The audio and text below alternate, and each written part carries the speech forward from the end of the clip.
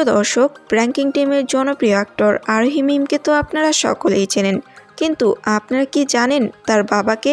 যদি আপনারা না জেনে থাকেন তাহলে আজকের এই ভিডিওতে আপনারা জানতে চলেছেন আরোহী মিমের বাবাকে, এবং আপনারা এটাও জানতে পারবেন তার মাসিক ইনকাম কত।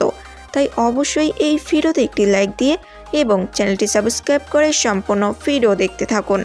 আরোহী মিম 12 ফেব্রুয়ারি 2004 সালে বরিশালে জন্মগ্রহণ করেন। সেই হিসেবে বর্তমানে তার বয়স 21 বছর।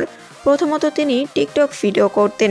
এরপর 2021 সালের শুরুতে প্র্যাঙ্কিং এন্টারটেইনমেন্ট ইউটিউব চ্যানেলে মুক্তিপ্রাপ্ত টিনেজ লাভ নাটক দিয়ে প্রচুর জনপ্রিয়তা পান। এরপর স্কুল গ্যাং, এজেন্ট নূর, জানরে, চাঁদের গায়ে কলঙ্ক, সিলেটি ফুরি সহ আরও বেশ কয়েকটি নাটক করেছেন। তিনি শুরুর দিকে নাটক করার জন্য 20 থেকে 30 হাজার টাকা পারিশ্রমিক নিতেন, কিন্তু জনপ্রিয় হওয়ার পর তিনি একটি নাটক করার জন্য এখন পারিশ্রমিক নিয়ে থাকেন প্রায় 50 থেকে 60 হাজার টাকা। সেই হিসেবে তার মাসিক ইনকাম প্রায় 2 থেকে 2.5 লক্ষ টাকা। তো আপনারা এতক্ষণে আরোহী মিমের সম্পর্কে অনেক কিছুই জানলেন। এখন আপনারা হয়তো ভাবছেন আরোহী মিমের বাবাকে।